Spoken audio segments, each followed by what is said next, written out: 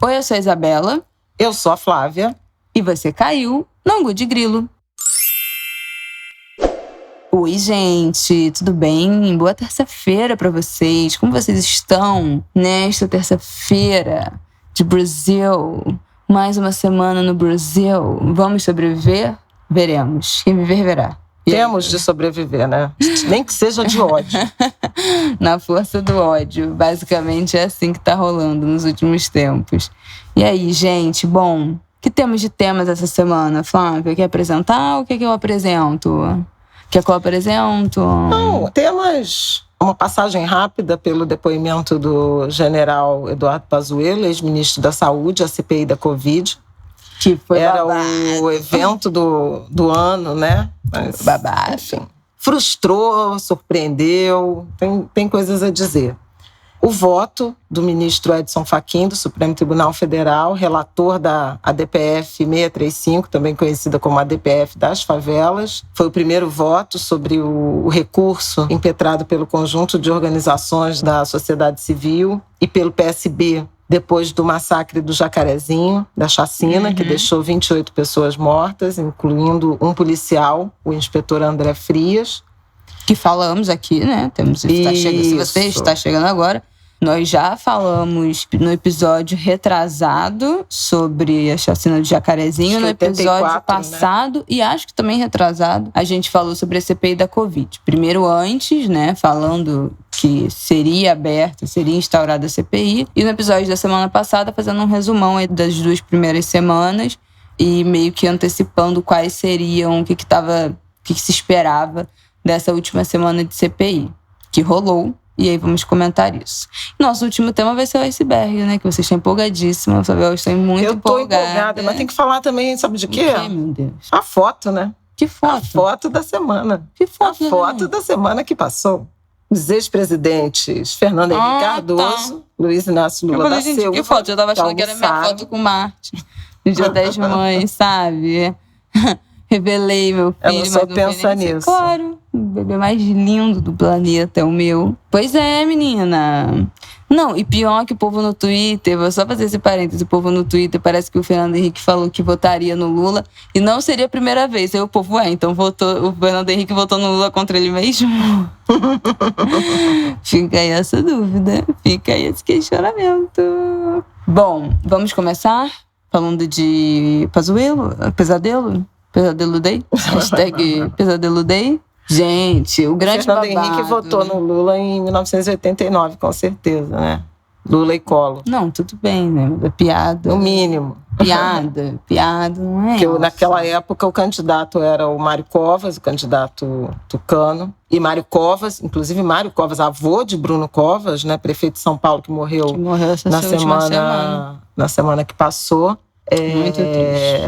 Declarou apoio ao Lula, levou o partido. Mário Covas era um grande democrata. Mas não deu, né? Quem ganhou foi o Collor. O resto é história. Bom, vamos começar falando de Pazuello. Olha, querida, eu queria dizer que quem brilhou neste dia... Quem brilhou no Pazuello Day foi Cátia Abreu. Não, Cátia Abreu brilhou no Ernesto Araújo Day. Não foi? Foi sim. Ela falou, você é a bússola que nos guia para o caos. Já confunde a CPI. Ainda bem que eu tô aqui, minha gente.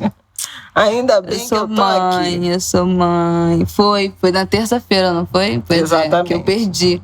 Eu me preparei pro Pazuello Day, que eu acordei até cedo, mas do Ernesto Araújo eu perdi. Falei, vai ser nada, menina. Quando eu acordei, o povo já tava na internet, o Twitter todo falando, só se falava de Cátia Abreu. Eu achei ótimo, porque... O senhor é um mentiroso compulsivo, um negacionista. Eu achei ótimo, porque essa galera, a galera da bancada, né, BBB, Boi, Bala e Bíblia, respeita a Cátia Abreu. Porque se fosse qualquer pessoa de esquerda falando as coisas que ela falou, ia... Isso aí não importa, esses petralha, comunista, não sei o que. Agora, a Cátia Abreu, a galera fica engasgada. Periga não ter nem dormido aquela noite, Ernesto Araújo. O Ernesto Araújo, ex-ministro das Relações Exteriores, disse que nunca tinha ofendido a China, que não teve nenhum problema com a China e tal. E aí o embaixador chinês no Brasil, Yang Yaming, ele é muito ativo no Twitter. E ele postou às 10 da manhã, ou seja, mais ou menos uma hora depois do início do depoimento, pouco menos de uma hora depois do início do depoimento do Ernesto Araújo, com uma foto de um cacto gigante e dizendo: minha foto, algumas espécies de cactos demoram anos para florir. Exercite a paciência, pois as coisas boas fazem qualquer espera valer a pena. Todo mundo entendeu como um recado. Eu até brinquei na pauta de um dos programas, já nem me lembro mais qual foi. Vingança é um prato que se come frio. Só que eu mandei para um amigo que mora em Pequim, e aí, no dia seguinte, ele me respondeu que, na verdade, porque isso aqui foi uma tradução do chinês para o português, então deu um outro sentido. Mas ele me mandou uma versão, uma tradução em inglês, que significa: the bad guys will be punished sooner or later. Ou seja, o cara mal, né, vai ser punido mais cedo ou mais tarde. Então, faz todo sentido. Cacto, né? É vingança, é um prato que se come frio, mas foi um recado muito mais direto ao Ernesto Araújo. Tá bom de Ernesto Araújo, né? Tá bom, não, tá bom demais. Super defendeu a família, o Flávio Bolsonaro apareceu também, né? Deu ar da graça depoimento dele. E no dia seguinte, na quarta-feira, no depoimento de Eduardo Pazuello, Flávio Bolsonaro chegou com ele, participou dos 2 dias, né? Na verdade, acabou se desdobrando em 2 dias. Teve um desmaio. Teve um desmaio. É assim que se síndrome vasovagal de desmaio, queda de pressão. Aliás, uma coisa super interessante de pensar na CPI foi a forma como a família Bolsonaro tem expressado seu apoio aos que lhe são leais. O Flávio Bolsonaro esteve em praticamente todo o depoimento, ex-ministro Pazuello, nos 2 dias. Esteve no depoimento, parcialmente, né, do Ernesto Araújo e do Fábio Weingarten. A gente já tinha falado sobre isso. Então, tem muito nitidamente, o senador tem sido usado como um mensageiro, digamos, do presidente, da família Bolsonaro, a quem lhe tem sido leal. Não aconteceu, por exemplo, com o depoimento do presidente da Anvisa, o Antônio Barra Torres, né, que teve lá e confirmou várias coisas que foram nocivas à família. O depoimento do Pazuello tinha uma expectativa muito grande em relação aos silêncios que ele faria e que poderiam incriminá-lo ou ao presidente da República. Acontece que a estratégia que ele levou à CPI foi absolutamente outra, muito diferente. Ele não se recusou a responder nada, na verdade, exceto uma pergunta da senadora Elisiane, que eu comentei aqui, Elisiane Gama, que era uma das senadoras que tem feito uma boa participação na CPI, assim como Alessandro Vieira, Fabiano Contarato, realmente continuam se destacando. Mas o Pazuello respondeu praticamente tudo, mentiu muito, que foi absolutamente impressionante. Foi muito treinado. Pareceu, assim, especialmente no primeiro dia, antes da síncope, né, que ele teve do mal-estar, até toques mesmo de arrogância, como um general. Fez várias, assim, respostas com tons de arrogância mesmo ao Renan Calheiros, o relator. E levou uma estratégia de inocentar o presidente da República e dividir ou transferir a responsabilidade pelos erros na condução da pandemia, pela tragédia que a gente vive, a outros. Então, assim, foi realmente uma orientação muito demarcada nessa direção de isentar o presidente, especialmente no primeiro dia, no que diz respeito, por exemplo, à vacina do Butantan, Coronavac, que o Bolsonaro disse que não ia comprar. Teve a cena do um manda, outro obedece. Sim, e ele disse textualmente para o Renan que aquilo não aconteceu, que aquilo não foi ordem, que uma coisa é uma história de internet, o agente político na internet, outra coisa é o presidente, e essa ordem nem ele, nem o Ministério da Saúde receberam, porque aquilo foi uma coisa de internet, tentando dissociar a figura do presidente da República, o agente público, do agente político. Absurdo completo, mas que, na minha leitura, expôs a gênese, né, o método desse governo, que é de mentir, de se isentar de responsabilidade, de atribuir ao outro e de manipular as massas a partir de um discurso que não necessariamente vale. Foi chamado mesmo de mentiroso, começou a se enrolar a partir das histórias tanto da vacina da Pfizer quanto, mas principalmente, a tragédia de Manaus, da falta de oxigênio. Aqui das datas, que ele disse que só ficou sabendo do colapso de saúde, né, da questão de oxigênio em Manaus no dia 10 de janeiro. E aí ele foi confrontado com várias provas, na verdade, de que isso era mentira. Primeiro, que já estava nos jornais do estado do Amazonas no dia 6 de janeiro, essa iminência da falta de oxigênio. Mas ele disse que ele é abastecido, que o Ministério, né, é abastecido com informações das secretarias de saúde dos estados e municípios, e no que a gente recebeu não tinha nenhuma menção ao oxigênio, mas no dia 4 de janeiro tem um documento produzido pelo Ministério da Saúde com o nome do Pazuello, que fala de um eminente colapso do sistema de saúde em 10 dias. O senador Randolfo Rodrigues também confrontou ele com um documento do Ministério da Saúde do dia 7 de janeiro, que falava de uma conversa entre ele, o Pazuello, e o secretário de Saúde do Amazonas, que teria acontecido, né, essa menção da falta de oxigênio, e ele falou que a conversa por telefone não tratou desse assunto.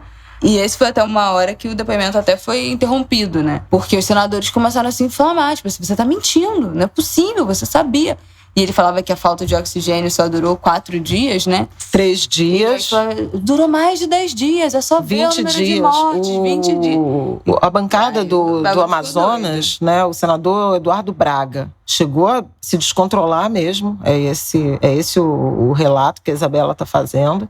O senador Omar Aziz, que é presidente da CPI, foi governador do Amazonas, também falou com firmeza. Ele é de um tom mais moderado, não tão enfático, mas falou com muita firmeza em relação à crise. E no dia seguinte, porque aí o depoimento foi interrompido e continuou na quinta-feira.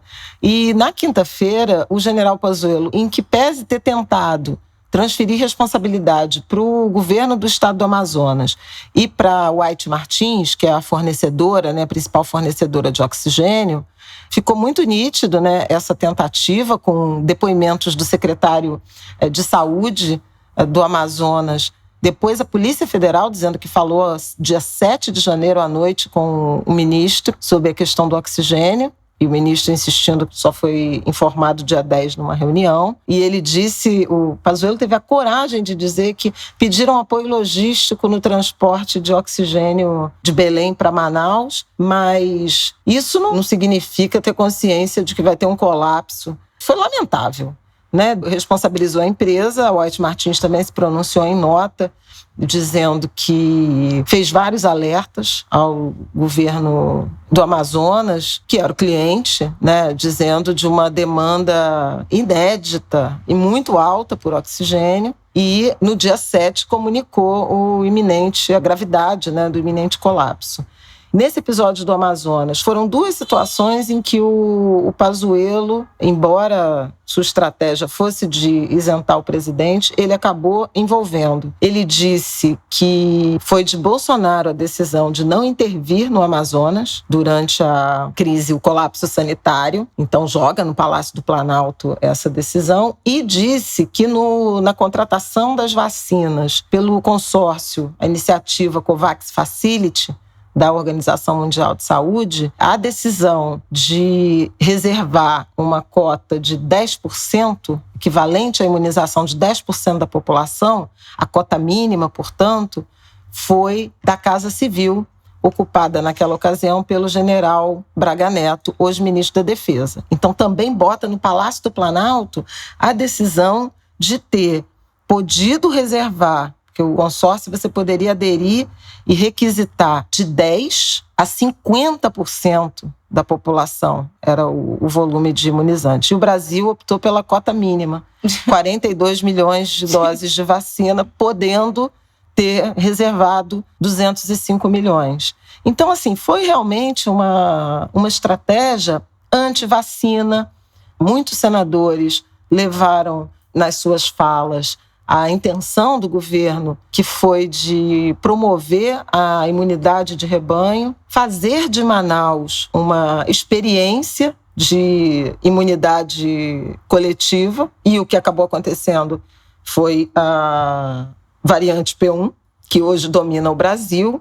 E outro momento muito forte do depoimento do Pazuello foi quando mostraram o vídeo do tal do Tratikov, que era o aplicativo com orientações sobre o tratamento precoce e tal, que foi, inclusive, uma das secretárias técnicas do Ministério da Saúde, Mayra Pinheiro, ela foi a Manaus, deu entrevista falando desse aplicativo.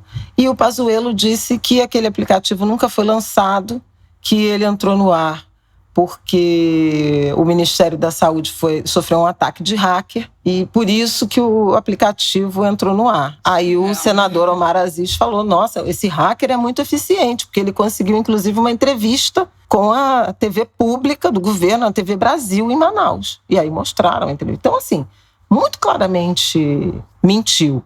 Mas também foi uma lição para senadores que foram muito despreparados, especialmente no primeiro dia.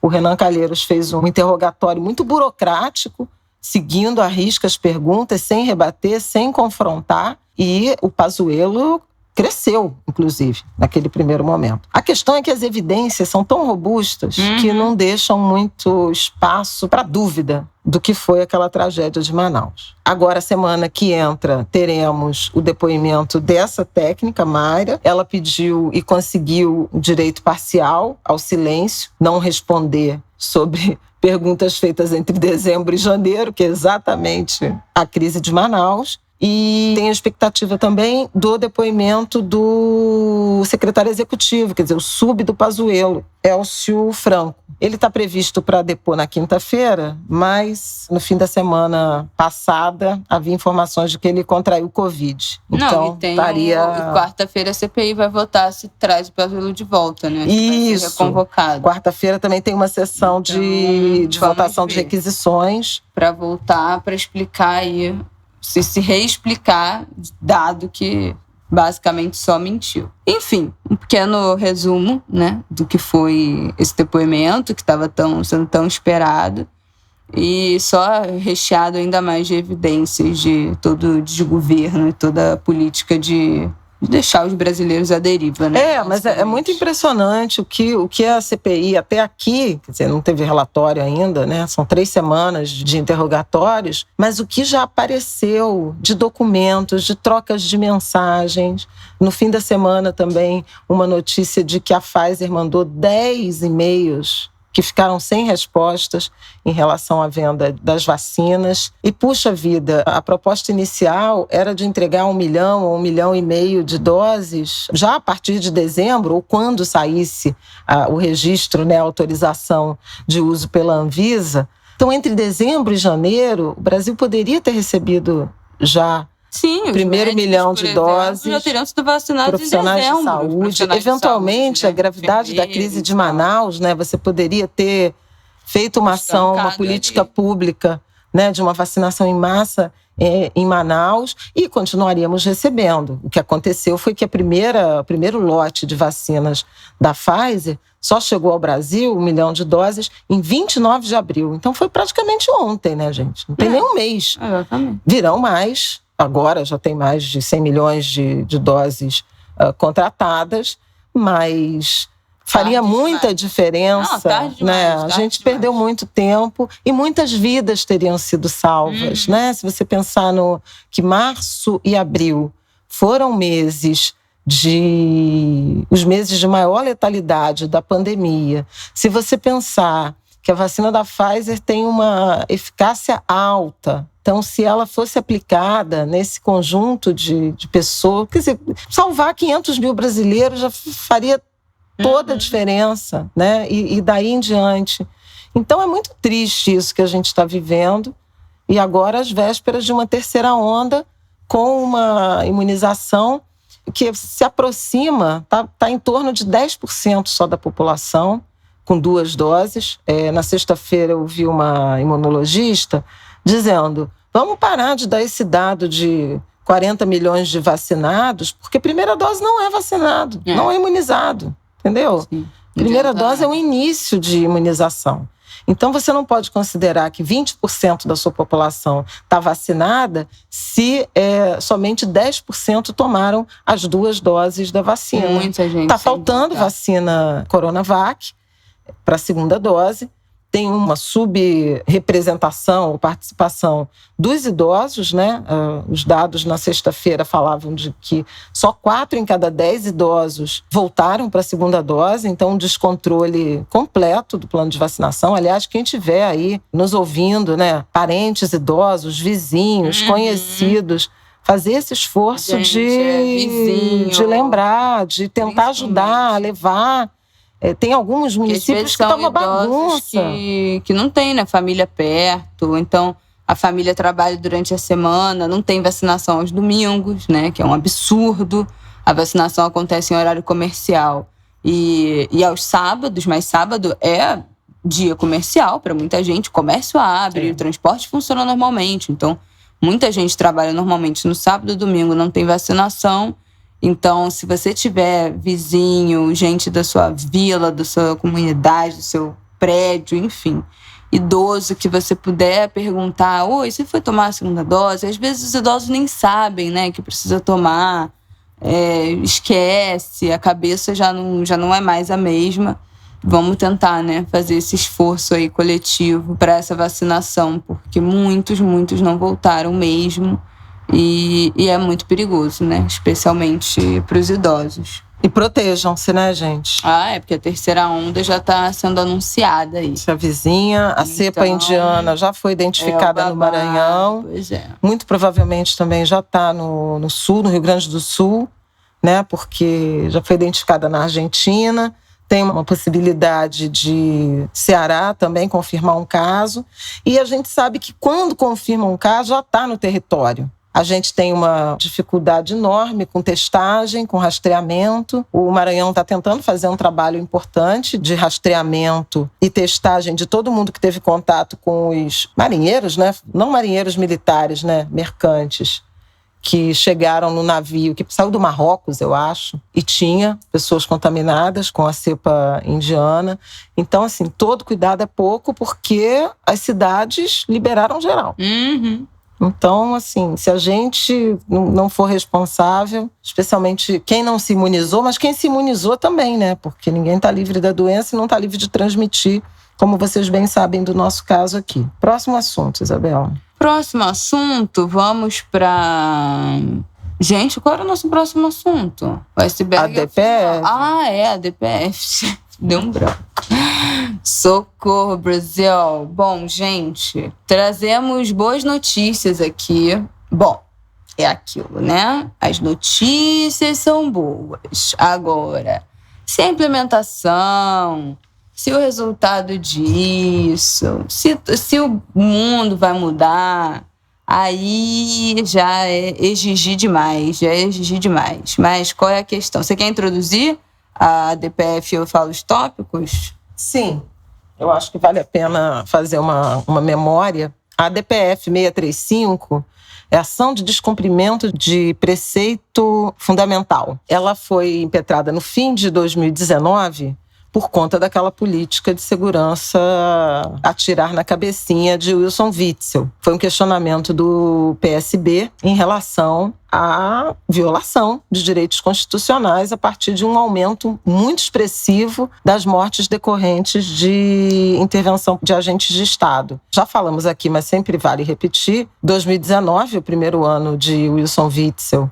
à frente do governo do Rio, foi de recorde de mortes decorrentes de operação policial. Foram 1.814 mortes, né, homicídios naquele ano. A coisa ficou andando meio de lado até o ano passado, quando, durante a pandemia, o mês de abril e depois os primeiros dias de maio, mostraram um recrudescimento da violência policial, mesmo com as recomendações de isolamento, fique em casa e tal. A partir, principalmente, de uma chacina no Complexo do Alemão, no dia 15 de maio, e, na sequência, o assassinato do menino João Pedro Matos, no Complexo do Salgueiro, na Praia de Itaoca, São Gonçalo, no dia 18 de maio, uma operação da Polícia Civil com a Polícia Federal, e alguns outros episódios, né? Mas a partir do assassinato do menino João Pedro, de 14 anos, né, no Salgueiro, e de outros episódios de violência policial naquela semana de maio,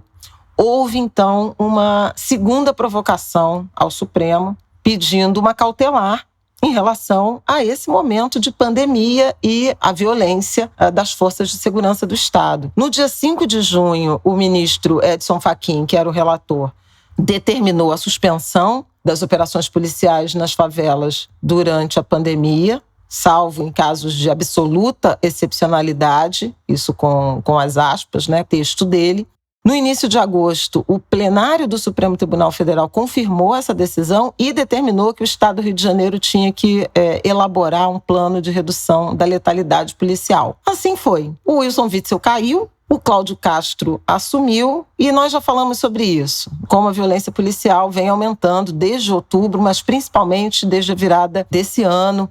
Número de chacinas, né, que são operações ou episódios com 3 ou mais mortos, culminando com a tragédia do Jacarezinho, tema do nosso Angu 84, eu acho. Sim. Né? Então, se quiserem complementar com considerações que nós já fizemos em relação a isso. O grupo de organizações sociais e o PSB voltaram ao Supremo fazendo um apelo. Primeiro, sobre o provável, né, a hipótese de descumprimento da cautelar da decisão do Supremo, posto que houve uma operação que deixou 28 mortos. Né? E para explicitar o que significa absoluta excepcionalidade, e tinha uma suspeita de provocação ao Supremo, porque a operação no Jacarezinho se chamava exceptis, exceção em latim, acho também que já comentei isso, e o Supremo Tribunal Federal decidiu que entre dias 21 e 28 de maio, portanto essa vai ser uma semana ainda decisiva, seriam julgados esses recursos. O ministro Fachin,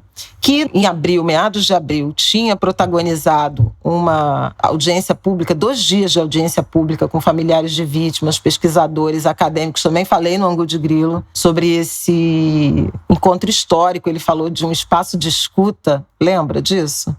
Esse é um espaço de escuta.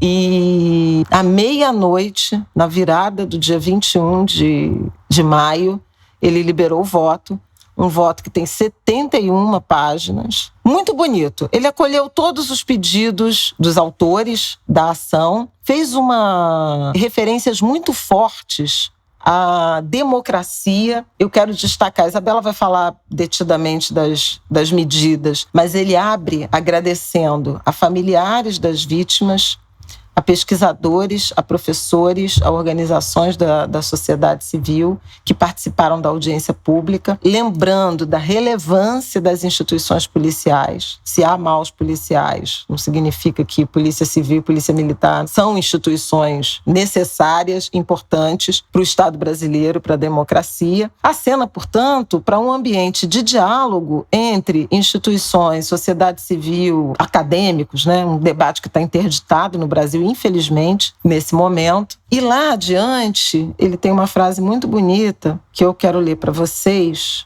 O planejamento e a inteligência é, para tanto, indispensável. Afinal, não é apenas em relação aos eventuais suspeitos que a ação deve ser pensada, mas também nos vizinhos e nas pessoas que estejam próximas aos fatos, especialmente, como ocorre agora, durante a pandemia do Covid-19, em que moradores ficam em suas casas. A vida precisa ser preservada. Em um Estado democrático de direito, não há bala perdida. Importante esse reconhecimento de um ministro do Supremo Tribunal Federal em relação aos direitos constitucionais dos moradores de favela. O que ele está dizendo aqui é o seguinte: a polícia tem que agir com inteligência, porque ele vai pegar o criminoso, mas ele tem que preservar a vida dos moradores, dos vizinhos, das pessoas que estão ali. Então não é admissível você pensar na favela como um espaço, um território de criminosos. Claro. É claro, é óbvio que é claro. Mas assim, isso aqui é o Supremo Tribunal Federal óbvio, falando mas isso. Mas não é a prática, né? Então, muito interessante o voto. Quem gostar, né, de direito, desse debate de segurança pública, eu recomendo, porque realmente emocionou muito as pessoas da sociedade civil. Vários ativistas falando, voto histórico do ministro e tal. Bom, eu vou resumir aqui. No final, né, ele faz toda uma apresentação dos fatos e no final ele acolhe os recursos e determina algumas ações. E é isso que eu acho que é importante a gente ter em vista, para a gente entender quais são os artifícios que estão sendo criados, as estratégias que estão sendo... Eu posso falar uma coisa? Não, porque eu queria dar os nomes. Ninguém quase dá, né? Então, o PSB é que moveu, né, o autor original da ação, mas tem uma série de amicus curiae de outras organizações que assinaram juntos. A Justiça Global, o Coletivo Papo Reto, o Educafro, a Conexas, o Instituto Alanas, a Redes da Maré, o ISER, Mães de Manguinho, o Coletivo Fala Cari, Defensoria Pública do Rio de Janeiro, Direito, Memória e Justiça, o Conselho Nacional de Direitos Humanos. Então, poxa, super interessante. Também? Rede de Comunidades e Movimentos contra a Violência, sim, Educafro já citei. Movimento Negro Unificado, MNU, sim, fundamental, tem apoio da Coalizão Negra por Direito. É uma representação da sociedade civil junto ao Supremo Tribunal Federal que foi ouvida. E foi ouvida pelo ministro Fachin. A Isabela vai falar do voto, como eu disse... votação em plenário virtual, então até dia 28 os outros ministros têm de se manifestar, emitir seus votos. Vamos ver o que eles decidem. O governo do Rio de Janeiro disse que só vai se manifestar ao fim do julgamento e tem um temor de algum ministro pedir vista, que aí segura o processo, né, todo. Mas vamos lá, vamos festejar o que temos. Pois é. Primeira coisa, tópico número 1. Ele deu um prazo de 90 dias no máximo para a criação, para que o Estado do Rio de Janeiro elabore um plano que vise a redução da letalidade policial e o controle das violações de direitos humanos pelas forças de segurança. Então, o Estado do Rio tem 90 dias para elaborar esse plano com medidas objetivas, cronograma e previsão dos recursos necessários para a implementação. Então, não é só fazer um apanhado de tópicos, tem que ter objetividade, tem que ter um cronograma de implementação e tem que ter quanto de dinheiro precisaria para implementar esse plano. 2. Esse aqui é muito importante. Ele propôs que seja criado um observatório judicial sobre a polícia cidadã formado por representantes do STF, pesquisadores, representantes das polícias e entidades da sociedade civil, que aí, né, está propondo ao colegiado, ao STF, que eles votem e pensem nesse observatório judicial para ficar de olho nas ações da polícia, no comportamento das polícias. Outra coisa muito interessante, que realmente esse aqui, quem viver verá, né? É bom de ler, mas de acreditar já é mais difícil. Ele fala de reconhecer os princípios básicos de utilização de força e armas de fogo pelos, né, funcionários da segurança pública. E aí diz que só se justifica o uso da força letal por agentes do Estado em casos extremos. Por exemplo, quando foram exauridos todos os outros meios, inclusive de armas não letais, quando for necessário para proteger vida ou prevenir um dano sério, ou decorrente de uma ameaça concreta e eminente. Em qualquer hipótese, colocar em risco ou mesmo atingir a vida de alguém só será admissível se, depois de uma investigação imparcial feita pelo Ministério Público, concluir que a ação foi realmente necessária para proteger exclusivamente a vida e nenhum outro bem. Então, a gente tem uma polícia no Brasil, uma polícia militar e uma guarda municipal que são obcecados por patrimônio. Você não pode destruir o patrimônio, você não pode se manifestar, quebrar uma vidraça, que você é o inimigo número 1 do Estado. Então, é uma obsessão pelo patrimônio, uma obsessão pelo... né? Porque eu acho que vai desde isso, as manifestações que se quebra uma vidraça, que vandalizam um ponto de ônibus e tal, até assim, nossa, a pessoa roubou um carro e vira, a pessoa roubou uma lata de margarina no mercado e, então tem uma obsessão. Bom, a gente viu, né, os seguranças, os 2 adultos jovens, né, tio e sobrinho, que foram assassinados porque estariam roubando não sei quantas peças de carne os seguranças do mercado pegaram e entregaram para traficantes. É isso que vale. É uma obsessão por patrimônio, por coisas, por objetos e por pessoas, né? Dane-se. Então, esse reconhecimento, né? Só que assim, isso, bom, veremos, né? Outra coisa que é muito importante, reconhece que tem que haver prioridade absoluta na investigação de incidentes que tenham como vítimas crianças e adolescentes. Então, dar prioridade. Bom, Brasil, a gente sabe que o Rio de Janeiro, né, assassina crianças assim com a tranquilidade de uma manhã de domingo. E isso é importante, porque lembra que eu falei que a DPF e a decisão de suspensão de operações se deu a partir da morte do João Pedro. Completou 1 ano, no dia 18 de maio, e o inquérito não foi concluído ainda. É surreal, gente. A última ação, que foi a reconstituição, em outubro do ano passado, o laudo ainda não está pronto. Ou seja, é muita impunidade. É um ambiente de profunda impunidade. Preciso lembrar que o João Pedro foi assassinado 1 semana antes do George Floyd, né? O Derek Chauvin já teve veredito do júri. Já houve acordo de reparação financeira com o município de Minneapolis e familiares. A sentença do juiz deve sair por agora. Agora, em junho. Acho que era 10 ou 15 de junho. Exatamente. E ele e os policiais envolvidos no crime já foram denunciados por crime federal também. Então, assim, isso nem completou 1 ano, né? Completa 1 ano nessa semana que entra. Aliás, hoje, no Angu de Grilo, dia 25, né? É verdade. Neste dia 25 de maio é 1 ano de George Floyd. Tanto que houve de mudança, né, no ambiente político, em tudo nos Estados Unidos. E aqui, a polícia, a Delegacia de Homicídios de Niterói e São Gonçalo não foi capaz de concluir o inquérito do assassinato de um menino de 14 anos. Bom, não dá para dizer que é só falta de vontade, né?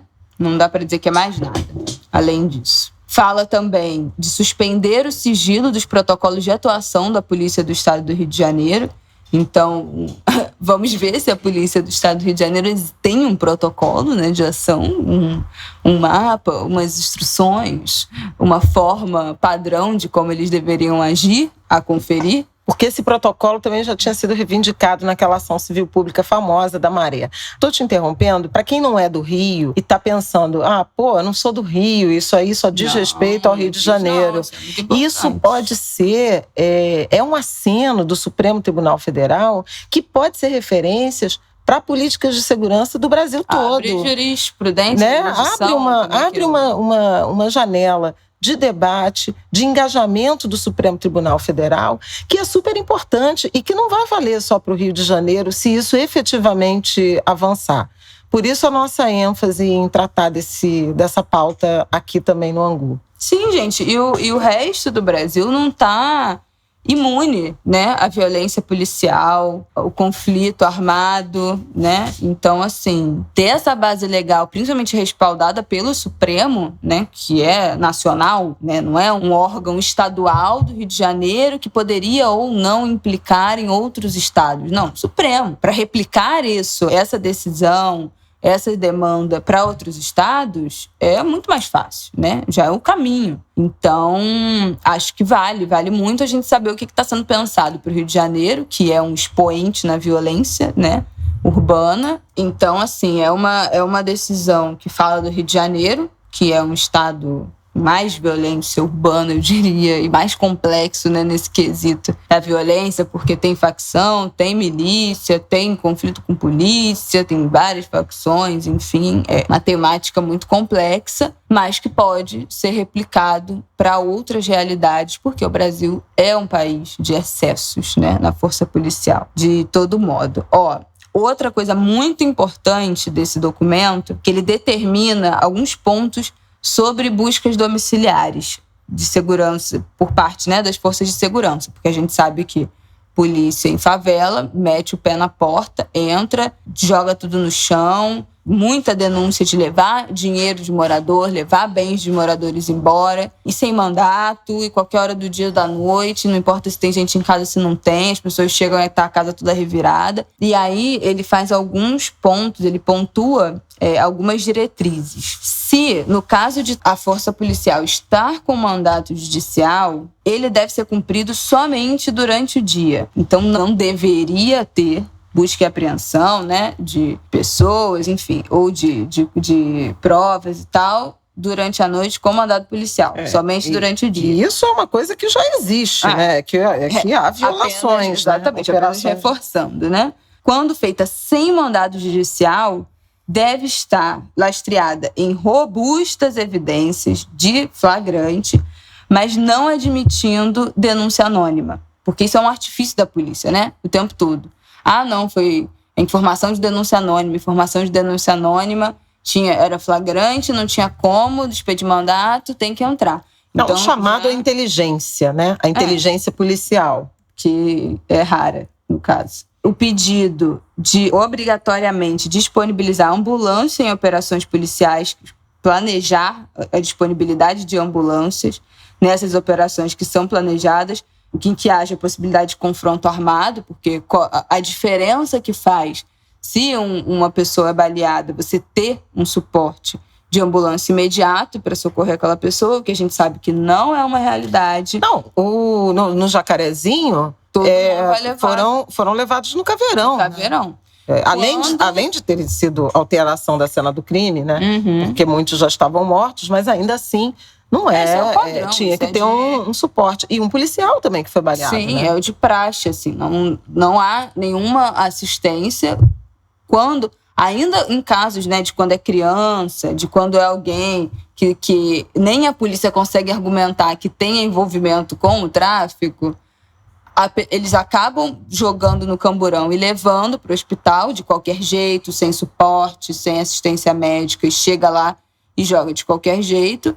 Ou então os familiares, né? Familiares, vizinhos botam no carro e tentam levar. No caso, o João Pedro foi isso. A família botou ele num carro e teve que implorar para a polícia levar ele de helicóptero para ser socorrido. Não, foi a polícia que levou. E ele ficou desaparecido 17 dias. Carro, 17 horas. A família botou no carro para implorar para a polícia levar de helicóptero. A polícia levou de helicóptero, isso que eu tô falando. Não, mas levou, mas estava ali perto. Bom, mas eu não tô falando disso. Eu tô falando que a família que saiu para socorrer ele no primeiro momento. E aí, talvez a decisão mais importante, né, que foi atendida pelo Fachin, foi o pedido para se instalar em prazo máximo de 180 dias equipamento de GPS e gravação de áudio e vídeo em viaturas e fardas policiais dos agentes de segurança, com armazenamento digital. Ou seja, o Rio de Janeiro terá que, em quantos meses? 5 meses? 6 meses. 6 meses, estar com o equipamento de GPS e gravação nas viaturas e nas fardas. Isso feito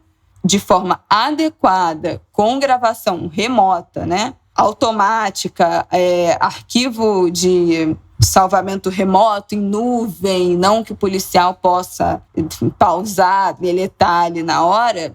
Isso pode ser um bom jeito de constranger, pelo menos, né? Frear um pouco essa violação desmedida da polícia. Isso é uma coisa essencial, a gente sabe como isso, nos Estados Unidos, né? É meio de praxe os policiais terem essas câmeras nos carros e na farda, nos carros principalmente. E a gente sabe o quanto ter essas imagens protege as vítimas, né? Quantas vezes a gente já não viu arquivo de gravação, até outro dia, que teve aquela morte que a policial teria se confundido na hora de pegar o taser, ele pegou a arma e atirou. Exatamente. A câmera que flagrou foi a câmera do uniforme Brooklyn dela. Center. Foi a câmera do uniforme dela. Então, isso protege muito as vítimas nesse caso, né, de abordagem desmedidas e tal. Então, e pode proteger o policial também. Pode, eventualmente. Né? Se o policial alegar, não, sacou a arma primeiro e eu agi em legítima defesa, não Exatamente. sei o quê, ele tem também como provar. O Fachin determinou isso e tem já uma lei que foi aprovada na esteira, logo depois do massacre, né, da chacina do Jacarezinho. Foi aprovada uma lei na Assembleia Legislativa prevendo aí a instalação de câmeras em viaturas e microcâmeras em fardas da PM, dos agentes do CORE, que é o Coordenadoria de Recursos Especiais da Polícia Civil, dos agentes da Segurança Presente, que são essas equipes, né, que ficam em alguns lugares da cidade, e de bombeiros e defesa civil. Mas falta o governador Cláudio Castro sancionar. É isso, sim. Eu acho que esses são os pontos mais importantes, né, dessa decisão. Acho que isso pode servir de modelo para outros estados.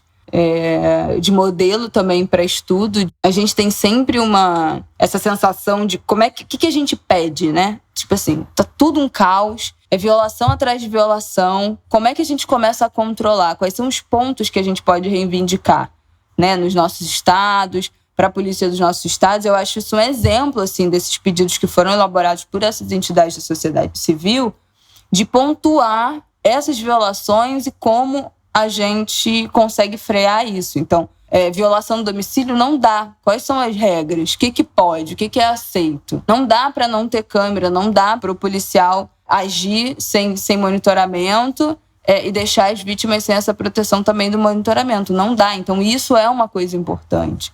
Não dá para não ter um plano de ação mostrando quais são as normas, como é que vai ser essa reestruturação. Não adianta falar que vai mudar, que vai reestruturar. Então, tem que ter um cronograma, tem que ter o custo, tem que ter o que é viável ou não dessas mudanças. Então, acho que fica aí um exemplo de documento para a gente entender o que a gente pode pedir, o que a gente consegue pedir, entendeu? O que a gente consegue argumentar para instâncias superiores ou, enfim, para os próprios governadores dos estados, né, que são, em última medida, os que comandam as forças policiais estaduais, o que a gente consegue pedir, o que a gente consegue demandar. Porque parece que é tudo tão... E é mesmo, né? É tudo tão embolado.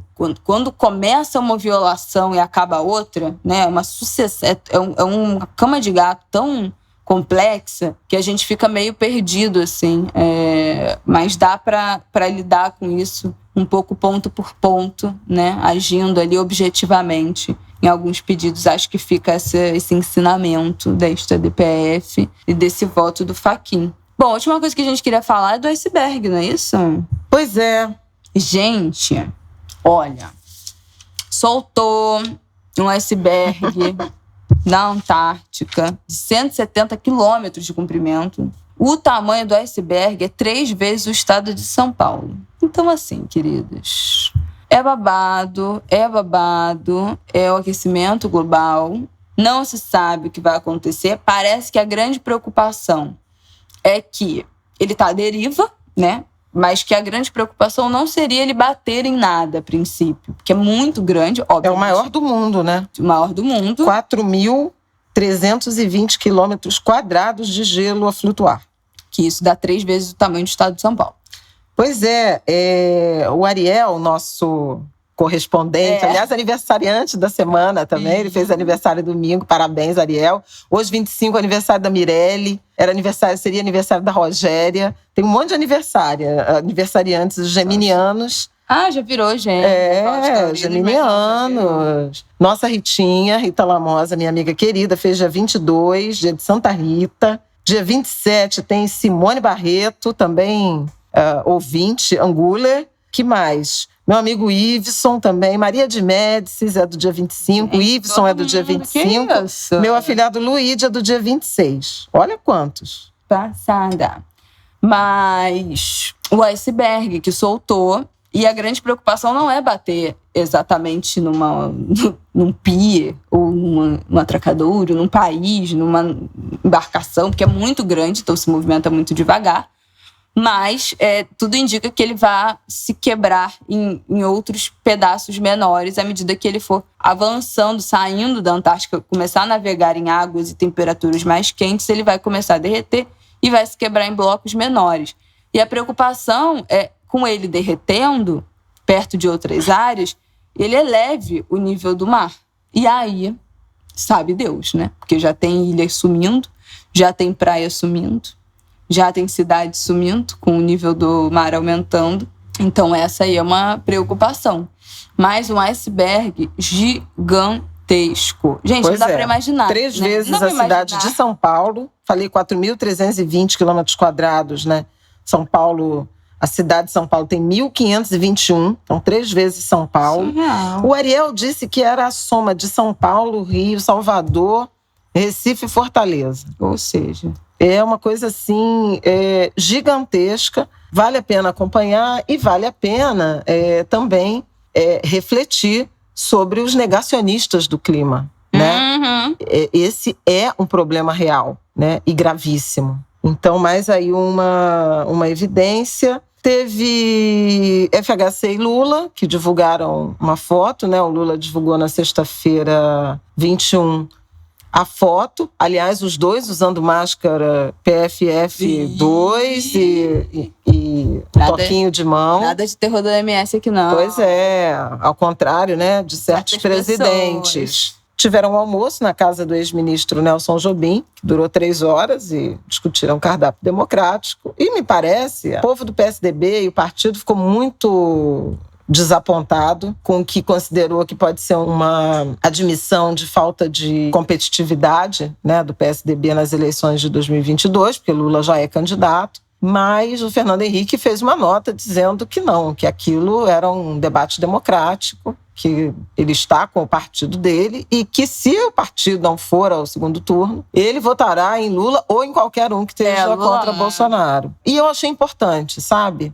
Em que pese senões variados a ambos, porque nenhum dos dois é perfeito, mas não vou entrar nesse mérito aqui, mas acho que esse encontro já deveria até ter acontecido, para o tamanho da gravidade da crise, do desmonte das instituições democráticas. Foi esse meu comentário no Em Pauta, e eu repito aqui, as forças democráticas desse país precisam estar unidas no enfrentamento a esse governo de extrema-direita, com tons, cores supremacistas, que está desmontando políticas públicas, riquezas naturais, arcabouço institucional, que foram erguidos a muita custa por gerações de brasileiros que enfrentaram a ditadura, que restituíram a democracia, que produziram a Constituição de 1988, e a gente está vendo tudo ruir. E Lula e Fernando Henrique estiveram 16 anos à frente desse país no pós-redemocratização. Então, assim, estabilidade de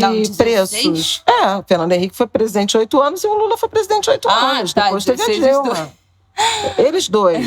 Mas olha, Plano Real, estabilização da moeda, lei de responsabilidade fiscal, o combate à inflação, obras do governo Fernando Henrique Cardoso, de Lula, Bolsa Família, então política social. Começou no Fernando Henrique. Não foi? Não, Fome Zero foi do Lula. O Fernando Henrique teve Bolsa Escola, né? Algumas outras políticas, a Comunidade Solidária, mas a escala veio a partir do governo Lula, que era Fome Zero, e depois virou Bolsa Família. A política de cotas nas universidades. O governo Fernando Henrique foi o de proibição da propaganda de cigarro, com José Serra ministro, enfrentamento à AIDS, né, como política pública. Nossa! Governo Lula e PT, mais médicos. Gente, muita coisa. A universalização do ensino básico, né? Toda criança na escola vem de Fernando Henrique, alcança Lula com as universidades públicas. Tudo isso tem o pacto de lista tríplice para a escolha do Procurador-Geral da República. Foi instituído, e tudo arcabouço institucional desses governos. Está tudo em xeque. Política de meio ambiente, de redução de desmatamento. Gente, não é possível que esses homens... o próprio Itamaraty, a presença brasileira, o diálogo multilateral com organismos multilaterais, o Brasil com um protagonismo internacional de relações exteriores. Tudo isso está destruído. Foi ao chão. De uma queda, foi ao chão. Sim. Um encontro entre esses dois, eu não tenho nenhuma dúvida de que são dois democratas, né? Com certeza. E o governo de ambos, eu acho que prova isso. No que pese críticas que se tem ao Fernando Henrique, erros que foram cometidos pelo PSDB e pelo PT também, e por Lula também, mas foram governos deferentes, reverentes à democracia, às instituições democráticas. E, a meu ver, já tinha passado da hora de uma sinalização de que, contra o Bolsonaro, todas as forças vão precisar efetivamente se unir e acertar suas diferenças. Gente, vamos votar, né? Vamos outra notícia da semana. Qualquer pessoa. Qualquer pessoa que aparecer acontecendo. E outra notícia da semana é que Jean Willis também, né? Tá saindo do PSOL para o PT e vai voltar, dizendo que quer contribuir na execução do programa de governo, ele não quer ser candidato. Vamos ver isso. Mas um querido, né? E o Jean é um exilado. E eu falo aqui também como... Vou até falar isso, né? Como conflito de interesse, porque eu tenho uma relação de amizade com o Jean muito antiga. Anterior ao Big Brother, inclusive. Então, assim, Não me venham com nada. É uma pessoa que eu conheço, acompanho. Foi um jornalista que cobria assuntos de desigualdade, pobreza nos anos 90, como eu também. É antes do século XXI que eu conheço o Jean. Nós fomos jornalistas amigos da criança, né? JACA, que era um título que a ANDI, Agência de Notícias dos Direitos da Infância, concedia a jornalistas que tinham esse olhar, essa visão. Fomos juntos, na mesma época, em Brasília. Jean ainda era repórter lá na Bahia. Depois ele vira professor universitário e vai fazer a experiência do Big Brother. Então, para vocês terem uma ideia de uma longa trajetória de convivência, de conhecimento, fica aqui meu também depoimento sobre isso. O que mais que eu quero falar? Mais amada, já não tá bom não, beloved? Não, é rápido. Dia 20 de maio foi o centenário de nascimento de Dona Mercedes Batista. Fica aqui a homenagem do Angu de Grilo a essa que foi bailarina, coreógrafa. Foi a primeira bailarina negra a integrar, o corpo de baile do Teatro Municipal do Rio de Janeiro. Foi uma mulher que inventou a dança afro, o afro-balé, esses toques de... A dança, né, o espetáculo musical de balé pontuado pela dança, pela reverência, pelo movimento, né, sagrado dos orixás, uma mulher da maior importância. Ela que ensaiou o minueto num desfile histórico do Salgueiro, de 1963, Chica da Silva. Morreu em 2014, mas merece todas as homenagens. Uma grande mulher negra, pioneira, visionária, engajada, e que eu soube que Regina Casé teve aula com ela. Fez uma aula de dança afro e a professora era a Dona Mercedes Batista, lá pelos idos de, dos anos 80, 90. Quero falar também da campanha de financiamento coletivo para o MAN, Museu de Arte Negra. Era o projeto da vida de seu Abdias Nascimento, grande líder negro. Ele, ao longo da vida, acumulou, montou um grande acervo de arte negra brasileira, de vários países. Esse acervo está sob a guarda da Elisa Larkin, que é a viúva dele e do IPEAFRO, que é a organização que mantém essa reserva, e há um financiamento coletivo que começou no dia 13 de maio, simbolicamente, e que a cada real doado, o BNDES, que é um projeto de apoio cultural do BNDES, ele entra com R$2.